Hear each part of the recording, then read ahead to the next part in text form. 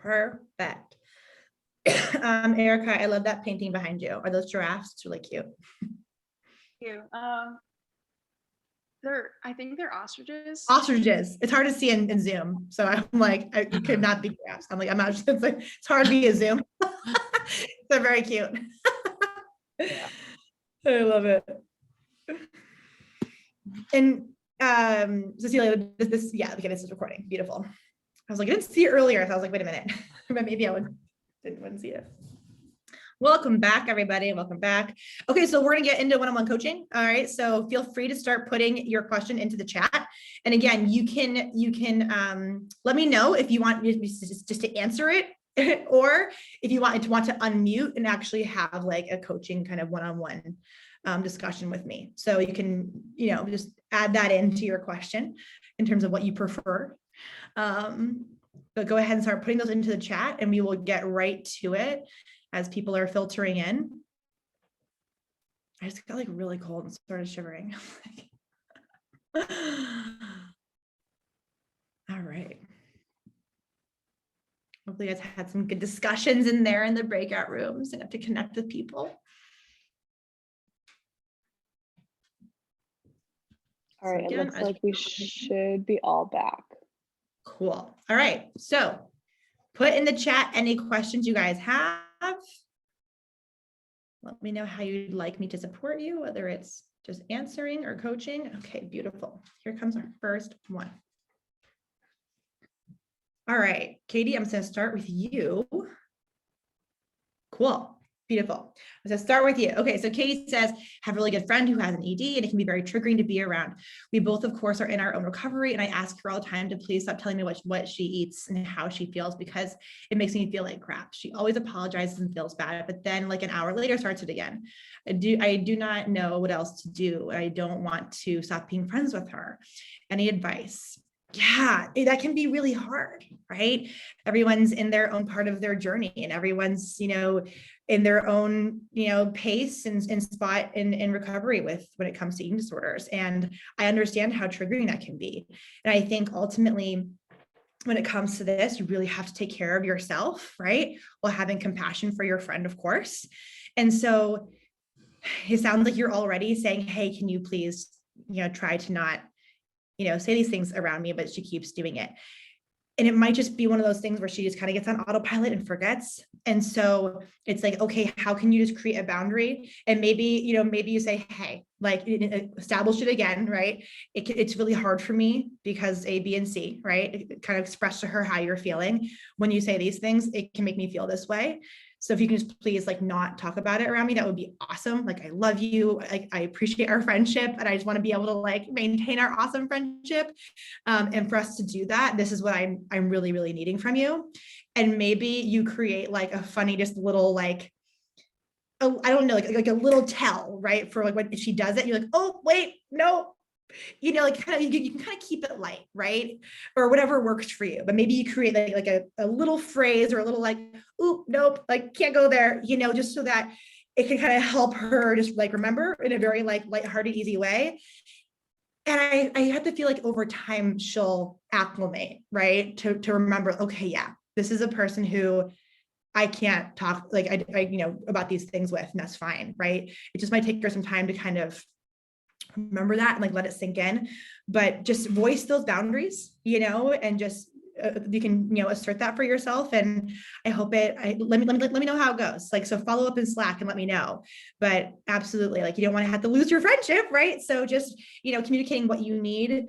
Sometimes that means over and over again, which I know is annoying, but just having compassion, because sometimes when we're in the thick of it, we just say whatever. And so just see how that goes. Does that help?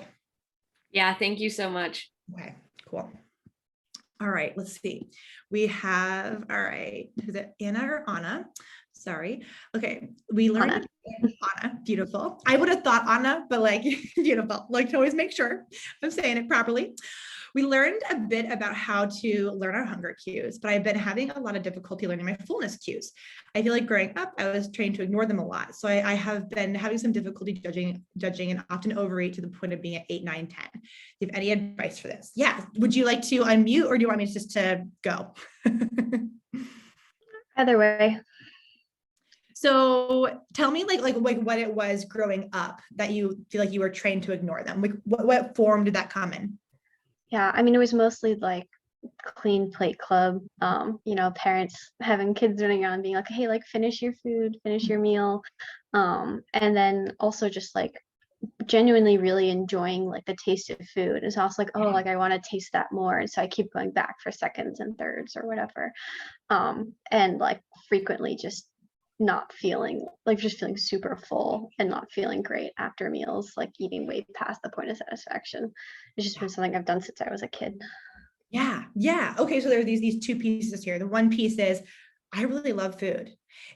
I love food too. I love the taste of food. And I feel like I bet someone here has heard, or maybe you said it yourself. I definitely have said this myself. Like, I wish, like, I just love food as if it's a bad thing, right? But it's not. Like, loving food's a great thing. Food is awesome. But I know how you can feel when it's like, I just want to keep eating it. So we'll definitely talk about that for sure. And then the other piece was the clean plate club that you brought up.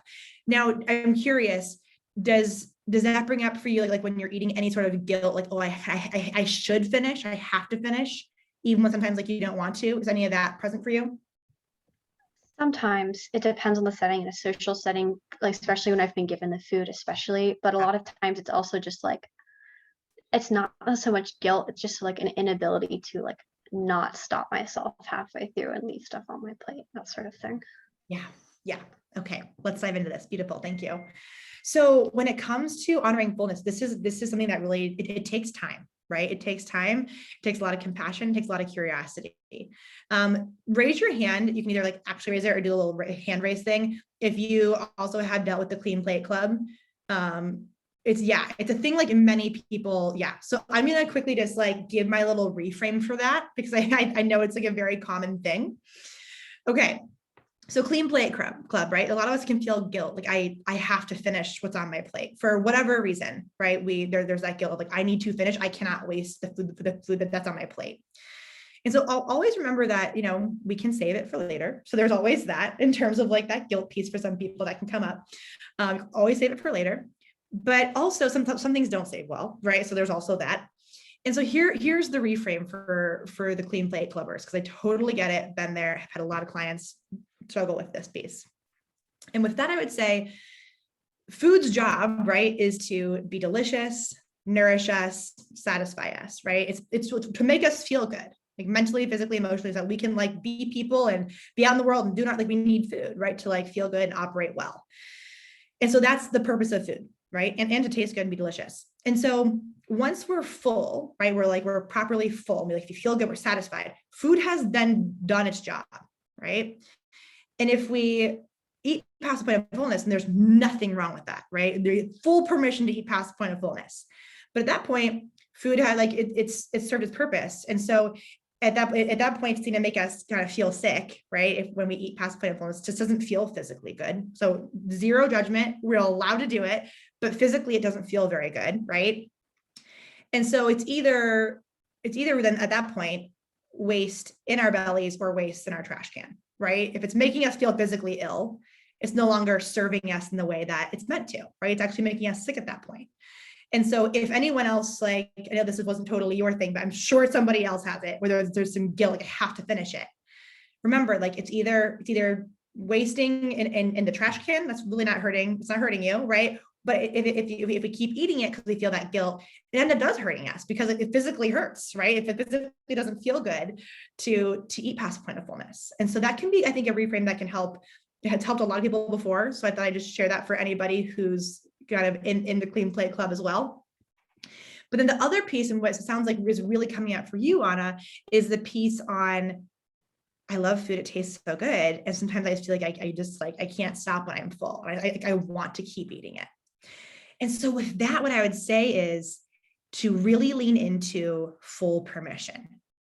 Because what I'm guessing is what's typically happening when we feel that way, and that was me for like most of my life, okay? What's typically happening when we feel that way is we don't totally have full permission to be eating what we're eating. And so we're like, oh, like it's now or never, or like, I don't usually have this, or like, I shouldn't be eating this. And there's even if that's not conscious, that's a lot of times what's happening subconsciously. And so then we keep eating, right? And we're like, I have to keep eating. It's so good. And part of the so good is coming from that like internal rebel place. And so the more you lean into full permission, like, oh my God, yeah, it's so delicious. I'm allowed to have this whenever I want. I can always have this. I could save it. If I get full, I can like just save it and I can eat it in 2 hours or an hour or whatever else I'm hungry, half an hour later if I want to, right? Or I can have it tomorrow. I can have it when I'm allowed to have it. The more you lean into full permission, the more those subconscious mechanisms will turn off, right? Where we feel that, like we feel compelled to keep eating, right? We kind of feel power, like I have to.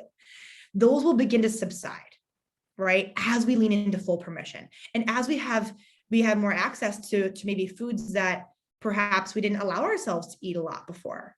Like for me, pizza was one where I would really not allow myself to have pizza.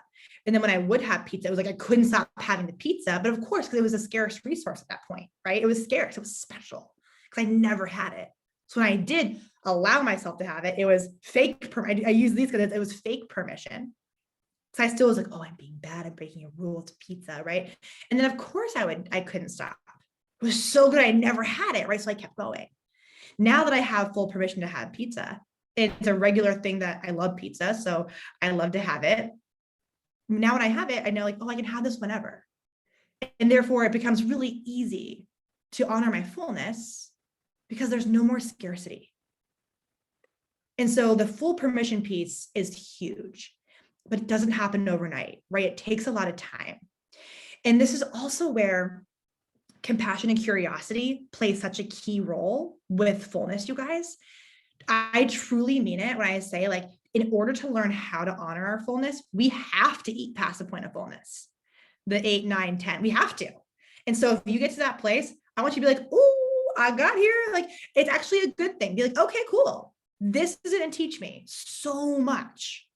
And that's where we get to be like, okay, like what was going on for me? And just kind of get curious with yourself. You know, was it this some like scarce mindset of like, I never had, or I shouldn't have this, like a little bit of rebel, right? What was it? We also need full permission to eat past the point of fullness. All right. So that's a key piece of full permission. It's like, oh, I'm allowed to keep eating, because if we're telling ourselves, I have to stop when I'm like perfectly full, whatever that means for you, that's still going to be a rule. And therefore an internal rebel will still exist. And like, oh, you know, and that will propel you and kind of make you feel powerless again. And so like, let me keep eating. But if you have full permission, right? And you get to that place where you're like, I'm full. Like, I am totally allowed to keep eating this. What do I choose? That will really put you back in the driver's seat of you getting to decide. And what will end up happening, okay? Like once, like months down the road, once you've like really been practicing this, okay?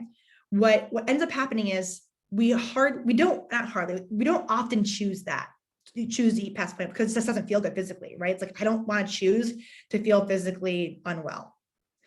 But sometimes we will choose it because the food is so good and whatever it is. And we're like, yeah, you know what? I want to, and that's fine. And we know that we'll be okay and it's no big deal and it's okay. And so that's fine, right? But that full permission piece is key. How does all that sound? Yeah, that helps a lot. Thank you. Yeah. Have you listened to the Food Voices video yet too? Mhm. Okay, cool. So lean into the food voices, right? The food voices is super helpful. So if anyone hasn't listened to that video module yet, highly recommend that. It really kind of helps bring things together. Use that anthropologist, right? The more we can squash out the food police, the informant, those judgy voices, the more helpful things will be. But give yourself patience and time. This coming week, actually, we're doing a making peace with food activity. And I know that will also help you so much. You got this, I promise. This is all part of the process. Thank you. Yeah. Okay, let's see who was next. Okay, Paige says, what are your best tips for dealing with bad body image days, especially when they coincide with emotions and thus impact feelings about food? I feel like when I'm feeling negative about my body, it also tends to be when I have anxiety around eating. Just wondering if you have tips for dealing with this and checking in with ourselves. Okay, cool. So we're just answering the question. Yeah, so how to deal with bad body image days. So to reread it one more time so I like can get everything from this. Especially when they coincide with emotions and impact feelings about food. When I'm having the negative feelings about my body, it tends to be around anxiety around eating. Okay, yeah. So when we're having a bad body image day, first and foremost, right? Step number one, acknowledge it, right? If you can just say, okay, I'm having a bad body image day. Just bring it into awareness is key, right? And so if you can catch yourself and be like, oh, I'm having a bad body image day, that's honestly a huge step. And so you go, like, that's amazing. It's really, really, really helpful if we can actually catch it and be aware of it when it's happening, because that means that we can do things to help support ourselves, right? And we're going to do a lot of body image work coming up. So we'll be more support for you with that. So then check in with yourself and lean into some total, like, again, compassion and curiosity. You guys will hear me say over and over again, compassion and curiosity, right? Compassion for yourself, because we live in a world that programs us since we were little girls, right? To think that we all need to look this one certain way. And that is the most important thing about us, is how we look. And so just having so much compassion for ourselves that it's hard to navigate this culture that has these messages all around us. And so just having that compassion for yourself right there. And then a kind of a neat little like key thing here that I love to share with clients is ask yourself like two key questions. So write these down, 2 key questions. Number 1 is, what are you making it mean about yourself? Right? So your bad body image day, what are you making it mean about yourself? That often helps it helps you get to the core of like why it's so hard, because you really get to see like, oh, I'm making this mean I am I'm not these things, or I'm whatever. And from there, you can then powerfully, shift for yourself and say, no, those things aren't true, because they're obviously not, right? And go into what is true. Okay. The other question is, what else might be going on that might be making me feel this way about my body? This is a really great curiosity question. What else might be happening in my life, okay, that has nothing to do with my body, that is making me have a bad body image day? And what I mean by that is, a lot of times, life can be hard in a variety of ways. And sometimes it's a lot easier to want to control our bodies and be like angry at our bodies, because it's a hell of a lot easier to be angry at our body, try to control our bodies, than it is to sometimes confront the like real shit in our lives, right? And so that's a question that can just also help you be like, is something else going on? Just like, hey girl, like, is something else happening that maybe you're turning to this as like a way to cope and numb out from like the real thing? Maybe yes, maybe no, but a lot of times the answer will be yes. And then you can get support in whatever way that is, whether you need your friends, or whether maybe you have a counselor or a therapist, or maybe you're just like, wow, I think I could go for a walk and clear my head, or, whatever it might be that you're like, what, I'm actually really needing this. I need to work through this. That can be a really, really, really huge thing. And then you mentioned this food piece. I would actually, do you mind unmuting? So I just would love to have you explain a little bit more about the food piece. Yeah, sure. So just like, I feel like we were kind of talking about this in our breakout room. That's what made me think of it. Mm-hmm. Like when we're kind of like really anxious about food and eating is making us feel guilty, that can kind of lead to a bad body image day, because then you'll eat something and then you'll be like, oh, I shouldn't have done that. Now I'm anxious and now I feel bad about my body. Just kind of things like that all coming together, if that makes sense. Mm-hmm. Yeah. So eating, and maybe also like with the topic of emotional eating and having like whatever you ate then makes you feel bad about your body. And you're like, oh, I shouldn't have done that. And then the guilt and shame comes in. Yeah. Yeah. Great question. Great question. So for this is where, and maybe journaling's not your jam. That's okay. It's helpful in these scenarios. You can kind of like get out of your head, but maybe you talk it over with a friend, or maybe you just like think it through in your own mind, whatever works for you. I know that journaling isn't for everybody, so that's okay. This is where it can be helpful to ask yourself, like, what are you guilty for? What are you ashamed of? Why shouldn't you have eaten this food, right? And just start to just question these voices in your head, right? Wait, guilty for what? Like, did you steal the food? Did you like hurt somebody to have the food, right? Like, no, like we didn't commit a crime. There's nothing to, like, eating is an act of self-care, period. We need food to survive. Hard stop, right? So eating, no matter what it is, no matter how much it is self-care. And so if we can anchor back to that, like, oh, I don't have to have guilt here. And actually, what I love to, a reframe I love is to switch to the other G word, which is gratitude here, which might seem like, what's a big shift, but just follow me here because I'm not trying to like go from one end to the other. By that, I mean, when we notice the guilt pop up, which is totally normal, mind you, right? Compassion, curiosity. We've been groomed this way, guys. When we notice the guilt, question, like, what do I have to be guilty about? Like, really, like, what? I didn't hurt anybody. I didn't steal this. The crime was not committed, right? Then you can be like, okay, so I ate this food. Shifting into gratitude, meaning, wow, like I'm lucky to have access to food. I am lucky to have whatever this food was, like easily available to me. If it was delicious, wow, I'm lucky to have delicious food. If you were with friends, my gosh, how lucky it was to like share food with friends. That's awesome. You know, like just kind of coming back to how lucky we are to have access to food and to good food. That is such an incredible like privilege and blessing. Just to kind of come back to that truth can be really, really helpful. And then the piece that can often be in the background as well is I'm worried about how this will make my body look or change, right?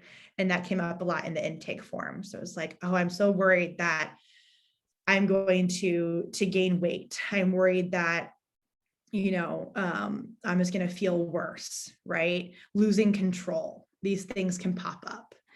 And the losing control piece, and this is kind of like going beyond your question, Paige, but kind of went nicely into a lot that came up in the form. So I'll just kind of touch on some of these real quick. The losing control piece is really interesting because we think we have control when it comes to like having food rules and dieting. But what actually is true is that there's those food rules, right, that lead us to feeling out of control. And that's where dieting is like brilliant. I mean, I'm being very sarcastic. It's a really good business model, super unethical, but like they create the problem that they fix, but the fixing actually feeds the problem, which leads us to thinking we need more control, more rules, right? Which leads to us feeling more out of control or, you know, around food. And so the cycle continues. So we see how like dieting is like an evil genius because it keeps us trapped in this cycle. And so when we feel like we're losing control, what I would say is through this, what we were trying to do is really trade in control for connection. And so when it can feel scary to be like, I'm just like free falling, you're not free falling, right? So come back to like, I'm not free falling. I'm not out in the wild, wild west. I haven't been pushed into the deep end, right? I'm trading in control for connection. And you have these videos, you have this content as those guidelines and those guideposts to cling to help you, right? So that we're not all alone, like you got this, right? And through this, you'll end up feeling so empowered around food. And I don't like to use the word control because it can have like a negative connotation, but you'll end up feeling empowered with food. And then you will be in like the driver's seat. And that's how you actually get in the driver's seat. And that's like real, like, it's like a good form of control if that exists, but that makes sense. And then the piece about like, because a lot of people, you know, that posted in the intake form, you know, like, oh, I'm afraid to gain weight, right? And to that, I would say, go back. I put a bunch of journaling questions in the Slack, in the journal prompts channel, all around that fear of weight gain. Remember, again, compassion, curiosity. This is in us for a reason, and it's not our fault. But once we're able to notice it, we can really work around it. And remember that we're human beings And the truth is that we're all meant to come in different body shapes and sizes.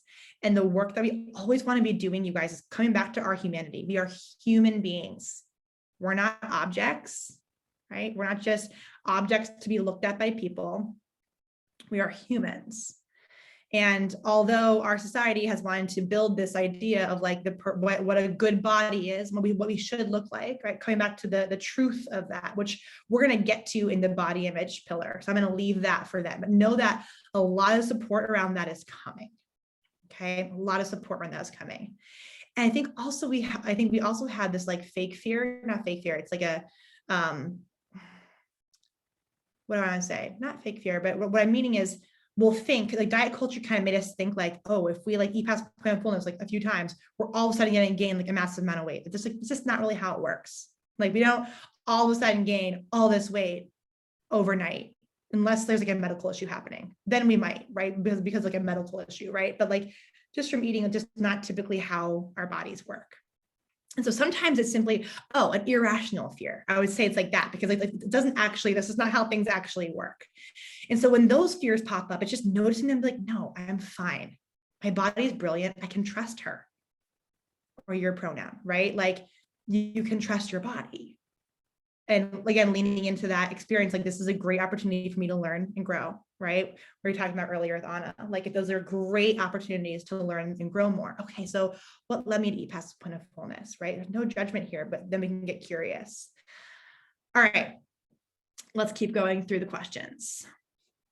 Okay.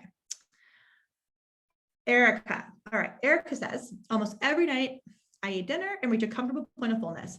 Then I usually reach for something like fresh or frozen fruit to have something to munch on. I don't feel like I physically need this extra food, but it's a pretty stubborn habit and it usually brings me past that comfortable point of fullness and satisfaction. Any thoughts or tips? I'm gonna keep this so simple for you. And I want you to really work on this and let me know how it goes. I want you to just give yourself full-blown permission. Like I'm allowed. I am allowed to have whatever fruit or whatever it is after dinner. I'm allowed. Like lean on that. I'm allowed. And sometimes you'll be like, yeah, okay, cool. I'm going to have it. Enjoy it. So then see how you feel. Okay. But I choose to feel this way again. Yes or no? That's a great question, guys. Whenever we're like working on full permission and we like do something right, and we're noticing we feel a certain way, whether it's a positive feeling or a negative feeling, like in our body or whatever, would I choose to feel this way again? Right? Yes or no? Because that can help us be like, oh, I feel like crap. I wouldn't choose this. I wouldn't choose this again. Okay, cool. Right. And we don't mean never again because we're human beings and you know, it's not all or nothing. But lean into full permission. And so we're actually going to do an exercise this week with making pieces of food. And that will really, really, really help. Because what I'm guessing that you need is simply permission. You just need permission to be empowered to say, oh, do I want more food tonight? Yes or no? And it will become easier. Okay. Follow up in Slack and let me know how it goes. But like say out loud to yourself, I'm allowed to have fruit. I'm allowed to have all the fruit. And you might feel silly, but like just anchor into that. Okay. Let's see here. Heather, how do you deal with your own how do you deal with the inner critic that isn't your own? I love this question. How do you deal with the inner critic that's not your own? Yeah, we all deal with this, man. My grandmother is very, very, very critical about my weight. And a lot of the time I find that when I don't finish my plate, go for seconds, my weight or anything, I feel like it's not myself. And that is the critic of my own fullness or anything disregarding food. It really makes me feel guilty. Okay, yeah, so you say you're okay coming. Yeah, so unmute, tell me more. So I spent like a lot of time at my grandmother's house, and my favorite thing to eat was like waffles and bacon. So I would often ask for like seconds because it was my favorite thing. And so she would make comments like, if you don't stop, like if you stop moving around, like you're gonna blow up like a balloon. I should put you in a girdle because that's what my sister did. You know, like things like little jabs like that. So then when I go to get like seconds now, even though like I'm in an entirely different country, sometimes I'm like, oh, you know, like that voice comes back and I know like it's not my own thoughts and it's not my own voice, Yeah. if that makes sense. Yes, absolutely. So like how how do you recommend someone like deal with that? Because when that happens, like I just feel guilt, Yeah. even though like I know it's not me. Yes. Yes. Thank you. And thank you for clarifying all that. The beautiful question. And here's the thing, you guys, most of our voices, our inner critic voices, actually aren't our own. And sometimes you're like, no, like this legit is my like grandmother's voice in my head, and we can like hear that, or it's like my mom's voice in my head, or it's whatever voice in my head. Sometimes it might feel like it's our own, but it's not really, right? It's not really. It came from somewhere else. It came from somebody else. And so this question is great because it applies to any and all inner critic voices. And so first, I always think it's nice to start with that like compassion for like your grandma, or if anybody else's people in your lives has said similar things to you. I can relate. I've had things like that said to me growing up from my dad, so I get it, and it can be really hard to hear those things. And so just starting from a place of they mean well, right? Like from their perspective, they're trying to help you. They think that they're trying to help you be healthy. Unfortunately, what we know is that like those comments are really hurtful, and they actually lead us to having, you know, a disordered relationship with food or body image issues or whatever it might be. That inner critic can be loud, a lot of guilt and stress with food. And so they mean well, but we know that those comments do really hurt us. And so from there, yeah, how do you shift and change those? The first thing is to acknowledge it in the moment. And that's why we include the mindfulness and the meditations in this course, because those help us to be able to be more mindful, right? So we can catch them as they're happening. Then what can be helpful, and this is for anybody, I mean, you can, you already know that that's your grandma's voice, right? But some people might have voices in their head like that you can't, it's like your own voice, you think, right? Name that, giving that voice a name is honestly really helpful. So you can separate you from that voice. And so if anybody else has these inner critic voices, which I'm guessing most people do, right? Give it a name. And that way, when that voice comes up, again, you can have separation from you and the voice. And then you can kind of like have a conversation with the voice, and you can challenge the voice and say, no, this isn't helpful. Like, I get to listen to and trust my body, you know, or you get to kind of like come back at it with your beliefs and values of what you know to be true. We're going to do a lot more in terms of body image with that, again, in the coming weeks, you guys. But just like taking the moment, you're taking the time in the moment to fight back, and then like root yourself into what you know to be true, will help your brain rewire. And the more you choose that new thing, the better. And so maybe what you do is you go into your journal and you write down the common things that your inner critic says, right? And then write down like a mantra, a phrase, the truth, right? For each one. And maybe it's the same thing for each one, whatever, so that you kind of have your comebacks ready.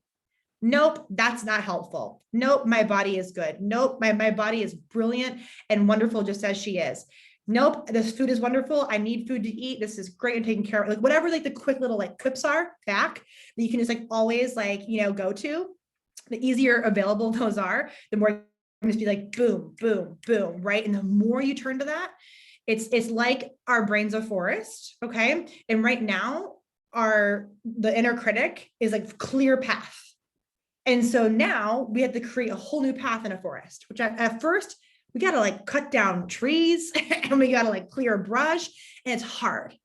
But the more we do it, then the more that path is traveled, it'll become an easy path to take. And so just remind yourself that in the moment, you're doing the work and it'll get easier. Every time you choose new, you're clearing that new path. Is that helpful? Yes, that's very helpful. Thank you. You got this. Use that journal, create your new beliefs and mantras. You got this, and keep choosing new. Okay, cool. We have 8 minutes. Cecilia, checking in on time. Should I just keep going, or what do you think? Yes, I think we should keep going. We had originally saved some time to do the social media reset, but we provided that link also in the emails that were sent out too, and I can send it in here again. It's a blog post, but it's just a little bit about your relationship with social media and how it relates to food and body. But seeing that we have so many questions still to answer, we're hoping that Julie can get through a couple of them. And if not, we can also address them in the Slack channel. So if you want to take a couple more, Julie, I'll send the link in again for those who would like to do the social media reset again, because I think we all can benefit from reflecting a bit on that. But we'll just definitely save some more time for a couple more questions. Definitely do the social media reset. It'll be so helpful, I promise. Okay, Catherine Pearson. I watch This Is Us. I'm sure you get this all the time, but Kate Pearson is like the character in that show. So I'm like, hey, love your name. Okay, sorry. Anyways, if you don't watch that show, you're like, this girl's crazy. That's fine. All right. So you say, I actually have a really hard time figuring out when I am full until I'm at like a 9. And like at some point, I can't tell if there's discomfort in my stomach because I'm still hungry or because I'm really full. Thoughts here? I can answer questions to clarify too. Thank you. Yeah. So unmute, tell me more. Yeah, so like a lot of the times when I'm eating, I've been trying to practice like focusing and putting like a number on like where I'm at. And so like just before this, I noticed I was hungry. So I like made some pasta and ate some of that. And then I was like, no, I'm definitely still hungry. And I had like a thing of like chocolate milk. But like currently right now, I'm not sure if I'm at like a 4 or like a 7. And I like, for whatever reason, it feels the same. And I don't know if I am satisfied because like I was at a restaurant a while, like on Friday, and I ate more because I was like, I don't think I'm satisfied. I was really hungry before this. I want to keep eating. But then I was very uncomfortable walking out of the restaurant. But like other times I've like stopped and then like 30 minutes later, it's like, no, I'm starving. Okay. Yeah. And for like moments when you're like at a restaurant with friends, it's not like I can, like if we've left the restaurant, even though I have my leftovers, I can't exactly like open the leftovers and start eating again. So I'm having a really hard time learning those. Yeah. I guess. So let's start with like the difference between 4 and 7. Cause like that, like, so at a 4, you would feel like you could easily eat like a lot more, right? Like at 4, you're like maybe snack hungry, but like you could eat. Mm-hmm. Whereas 7, you would feel full enough to where you're like, ooh, like I feel like physically full, like there's a lot of food in my belly, right? But like in a satisfied way. And like you could have more food, but like you're like, okay, if I had more, I might feel too full and then feel a little sick. Does that help clarify? Like, or is it for you, like in your body, those two just feel very similar? They just feel really similar, I guess. Because like where I am right now, it's like I can feel my stomach starting to be uncomfortable, but I can't tell if it's like hungry uncomfortable or full uncomfortable until it's like way too full uncomfortable or way too hungry uncomfortable. Mm-hmm. Sometimes with this, right? Because most of us are just new to this and we haven't like done this work before. And a lot of us had rules before. And so it can just take time. It can just take time for us to learn. And so you're the expert on your own body. And I know this is like not like it's not like a lot of these answers aren't like clear cut, right? Because you're doing the work. You are doing the work so well. Like hearing you describe to me things like, oh, sorry, that's my dog. You're doing the work. You're getting curious. You're like, okay, I think I'm here. So you have more. Sometimes you don't. Like you're doing it. What I want to see you do is to keep doing what you're doing. Keep getting curious. Keep just feeling into your body. Keep like, just keep doing exactly what you're doing. When you aren't sure if you're full and you want to keep eating because you're like, okay, I think I want to keep eating. Just try to do like little bite by little bite. And that way you can kind of like feel, okay, am I at an 8 before you get to a 9, right? So that way, hopefully you don't like feel like super uncomfortable.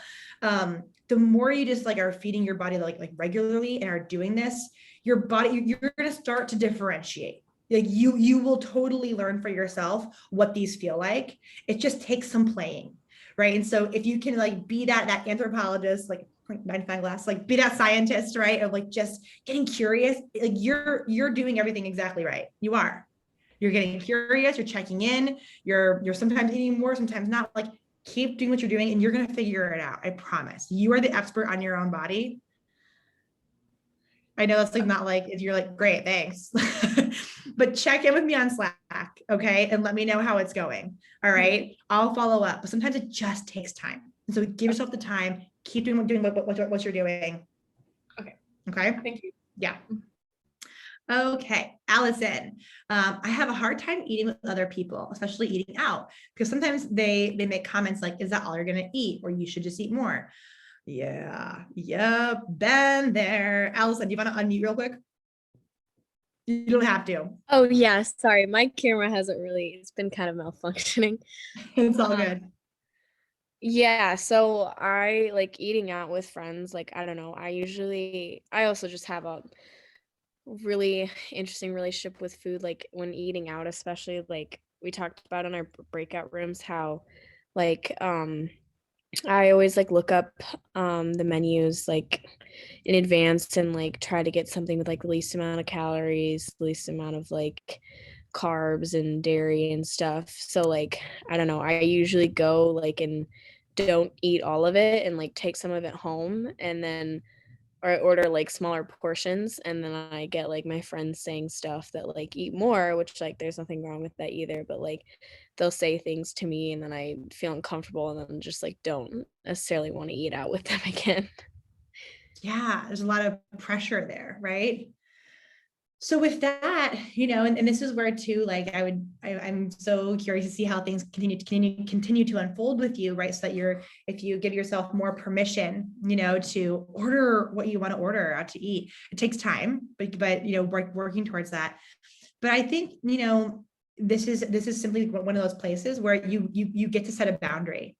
Hey guys, it's really like stressful for me, or I feel this way when you make comments about maybe my eating. Like, can you please just like not, like, I would love to keep eating out with you guys, but it makes it really stressful for me when these comments are made, right? And so just setting boundaries and just having like that conversation with your friends, I think it would be just like really helpful just to kind of let them in on how those comments make you feel, right? Because ultimately, right, everybody, you are the expert on you. No, and we all get comments like this from time to time from different people, and they don't know how you feel in your body. They have no idea. Only you know what you need and how you feel. Right? Only you know. And so you like really like leaning into like you're the expert on you, and thus either setting boundaries with those people who keep talking about your food. If that's the case, like, hey, you need to stop. Or if it's not the right, context for boundary setting or whatever, just being like, okay, that's their own stuff. They have no idea how I feel in my body. Only I do. I'm good. I'm the expert on me, and kind of like rooting yourself back into that. Boundary setting, Allison, you got this. Thank you. Yeah, it's 8. So obviously we have to wrap up. What I'm going to copy and paste all the rest of the questions into a document for myself. And so then I can actually answer these in the Slack channel. So if I'm not going to get you tonight, I will Slack you guys. Yeah, like Julie said, we have come to the end, but she'll copy and paste this all over for us. But we just want to thank you guys so much for coming tonight. It's so wonderful that you're able to take the time on this Sunday. We know it's a busy day, Mother's Day, graduation day for some people, a lot of things going on, but we really appreciate it. And again, if you have any questions, please reach out, email, Slack. We want to hear from you guys. If you guys have any feedback too that you want to send to us, we would love it. But yeah, thank you guys so much for coming, and we hope to see you in, I think it's 2 weeks from today for our next coaching call, which will indeed all be about body image. So I know that we have a lot of questions about that, and we're going to dive all into this all important topic. But know that we're here for you in the next few weeks. We've got a big week coming up with Food Voices from last week coming into our next activity this week with Making Peace with Food. So we're excited for you guys. We're here for you. But yeah, reach out if you need anything. Bye guys. Thanks for everything. Thank Y'all are the best. Bye.